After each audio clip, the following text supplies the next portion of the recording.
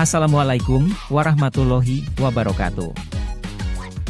Selamat datang di channel yang bertutur tentang kisah perjalanan hidup seorang tokoh, seorang manusia istimewa, yang dihadiahkan Sang Maha Pencipta untuk Indonesia dan Nusantara.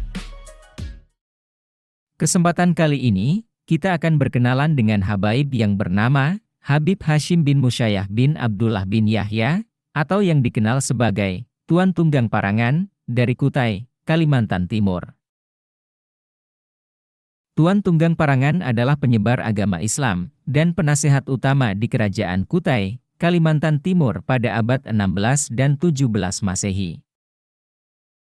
Tidak ada catatan yang pasti mengenai tahun kelahiran beliau. Sejarah mencatat beliau dilahirkan di kota Tarim, Hadramaut, Yaman Selatan. Ayahanda beliau adalah Habib Musayyah bin Abdullah. Setelah menuntaskan pendidikan agamanya, beliau memutuskan untuk hijrah ke Nusantara, mengikuti rombongan pedagang lainnya. Di setiap tempat yang disinggahi, selain berdagang beliau juga menyebarkan agama Islam, seperti di Sumatera, Jawa, dan kemudian berangkat ke Sulawesi.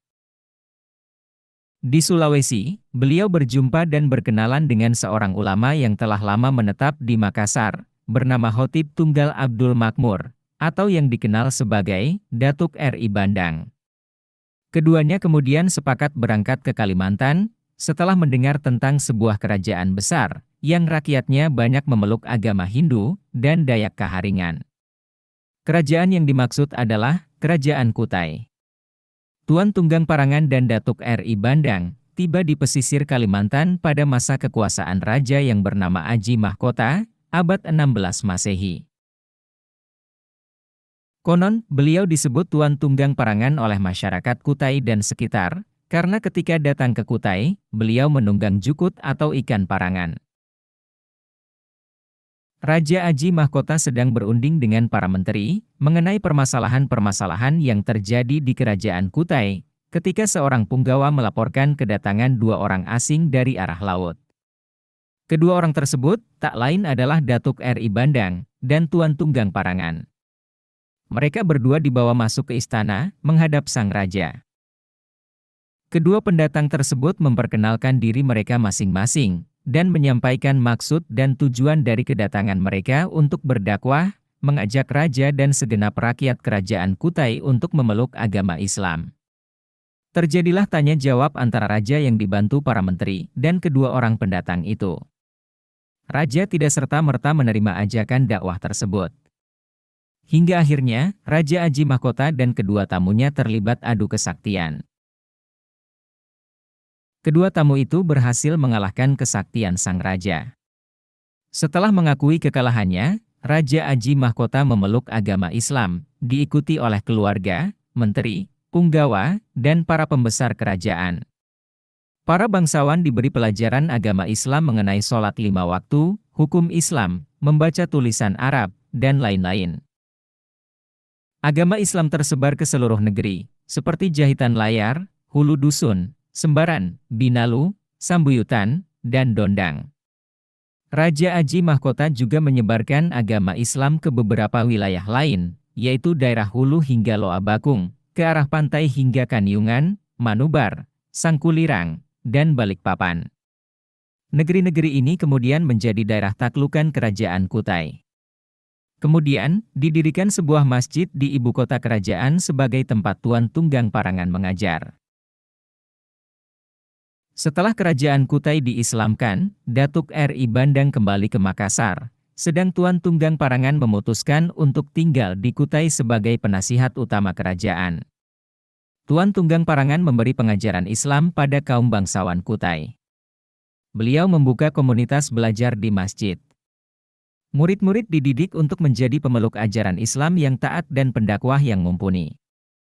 Murid-muridnya yang belajar, berdatangan dari berbagai wilayah kekuasaan Kutai, dan terdiri dari berbagai lapisan di masyarakat. Tradisi pembelajaran di masjid ini dipertahankan oleh Raja-Raja Kutai setelah Raja Aji Mahkota. Raja Aji Mahkota diganti oleh putranya, Aji Dilanggar. Pada masa pemerintahan Raja Aji Dilanggar, Tuan Tunggang Parangan membantu merumuskan peraturan kerajaan, terutama yang berkaitan dengan pelaksanaan ajaran Islam. Peraturan ini kemudian dibukukan pada masa raja berikutnya, yaitu Aji Panji Sinumpanji Mendapa ing Martadipura. Selanjutnya, pemerintahan dipegang oleh Aji Pangeran Sinumpanji Mandepa ing Martapura. Di bawah pemerintahan raja inilah, dakwah Islam menjangkau daerah pedalaman hingga mencapai Muara Pahau. Dengan demikian, agama Islam telah tersebar di sepanjang Sungai Mahakam.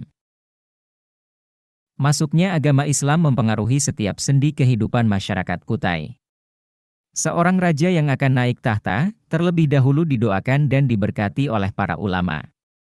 Semasa pemerintahan Raja Aji Sinumpanji Mendapa ing Martadipura, telah dibentuk semacam lembaga peradilan kerajaan yang didasari oleh hukum Islam. Lembaga ini juga memiliki tugas memutuskan perkara-perkara keagamaan dan berbagai perkara lainnya.